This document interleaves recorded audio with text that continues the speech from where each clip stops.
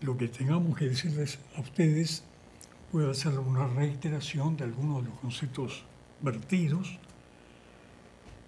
Y en segundo lugar, en esta oportunidad, a diferencia de lo que ha sucedido en los últimos tiempos, posiblemente dejemos más para el diálogo aspectos más puntuales con respecto al tema de la recertificación. Por un lado,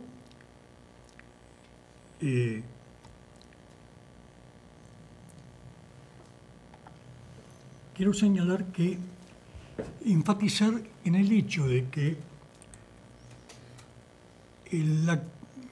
la ley 18.521 que crea el Colegio Médico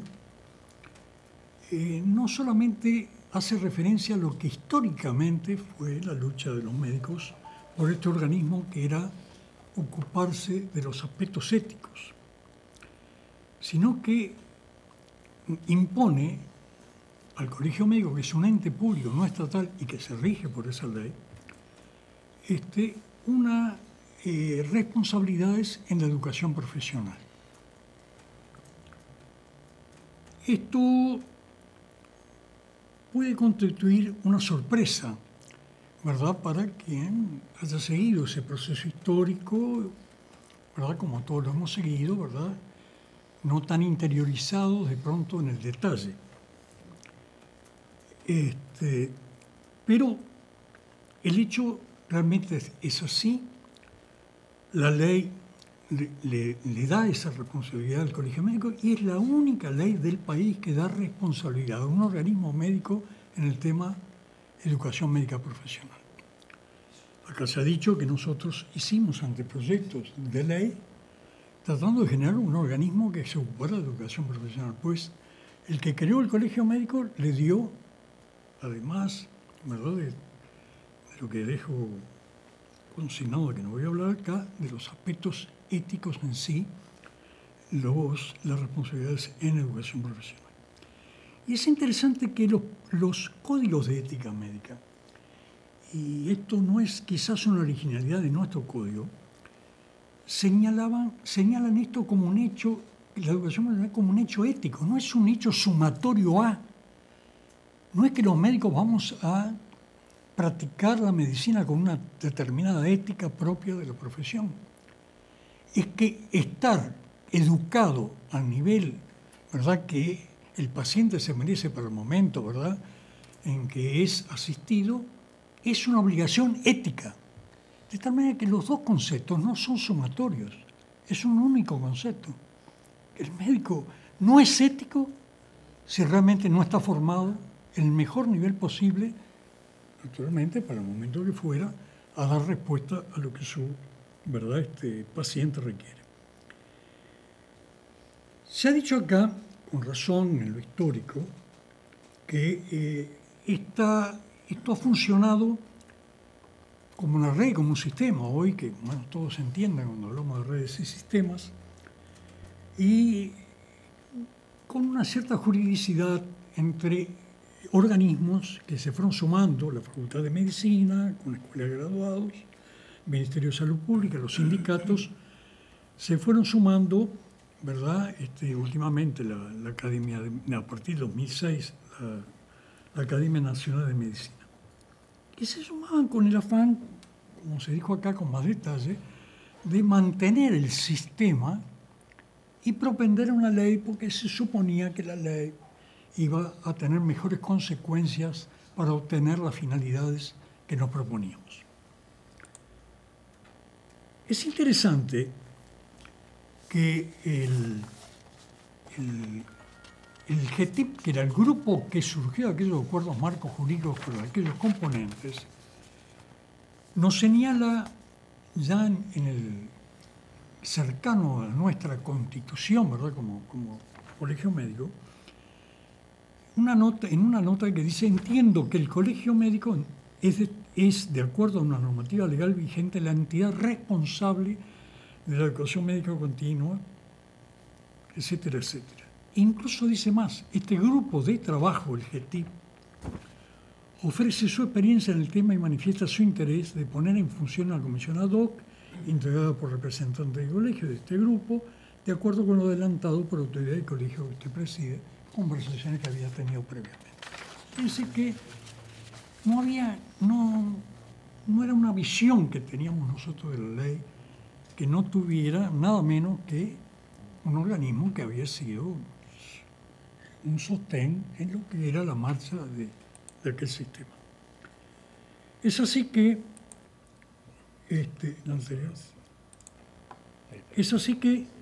el Colegio Médico resuelve trabajar sobre esa realidad previa, integrando una comisión con ejecutivo.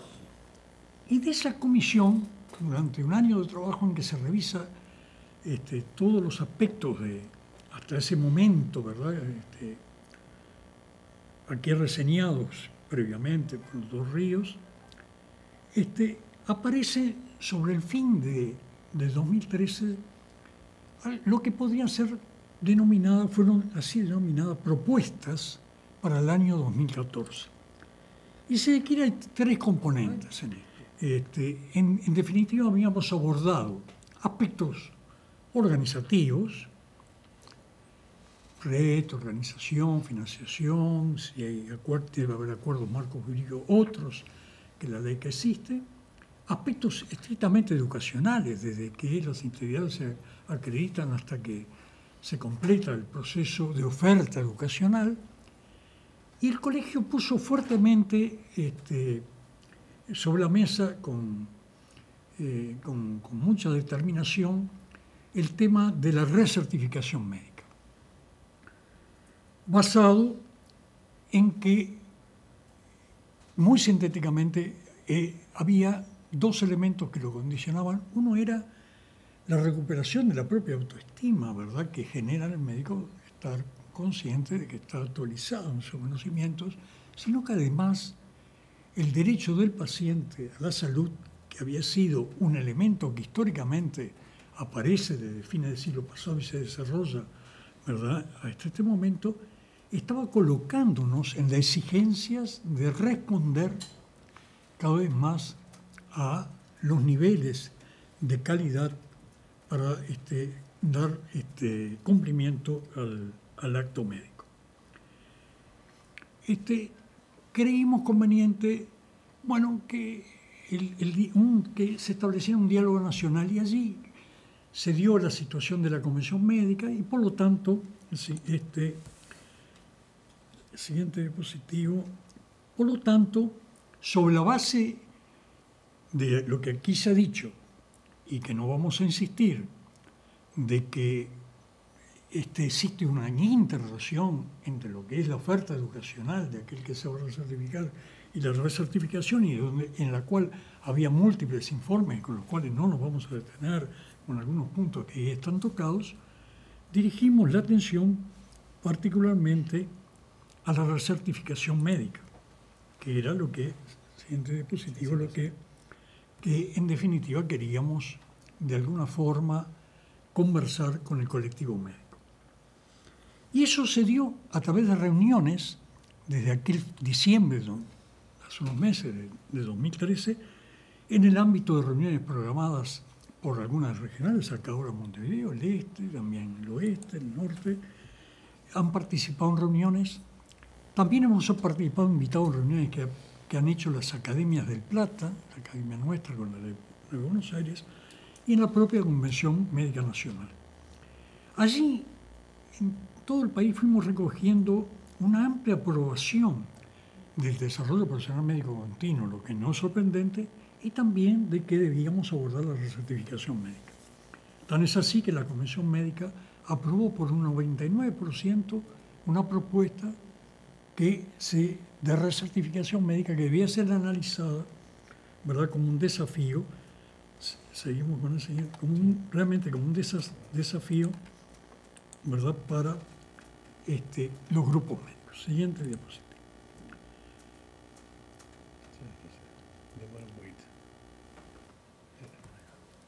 Entonces, ¿cuál es el desafío? El que hace una propuesta hace una propuesta. Y la propuesta puede ser tan bien elaborada como realmente, ¿verdad?, servir de mucho o algo, pero tiene que servir o ser punto de partida acciones concretas que posibiliten que esa propuesta, ¿verdad?, muestre en la realidad que tenemos la posibilidad de ejecutarla. Entonces, el día después de todo esto era justamente este día en el cual sumábamos a lo que era anteriormente una propuesta, ¿verdad?, la posibilidad de formular acciones para que se cumpliera esa propuesta.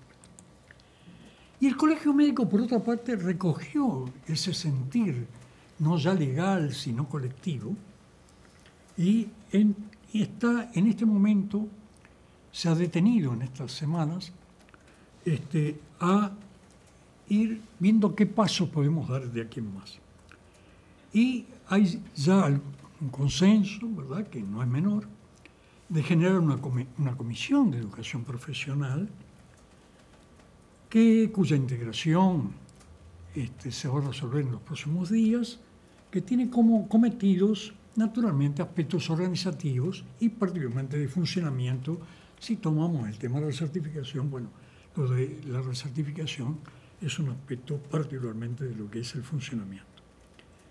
Por otra parte, lo hizo también la percepción, ¿verdad?, global del colegio, lo fue siempre, y da fe los pasos que dio cuando se acercó al GETIP, ¿verdad?, para estudiar el problema, de que tiene que haber una multiinstitucionalidad participativa, en la cual distintos organismos, Facultad de Medicina, una escuela de graduados, Ministerio de Salud Pública, los gremios, la sociedad científica, la academia y las instituciones públicas y privadas cumplirán los roles que seguramente serán los que la comisión que se nombre les asigne. Por otra parte, existe el convencimiento, siguiente diapositivo, de que es necesario profundizar algo más en aspectos de la juridicidad de todos estos hechos que, bueno, no es sorprendente en el país.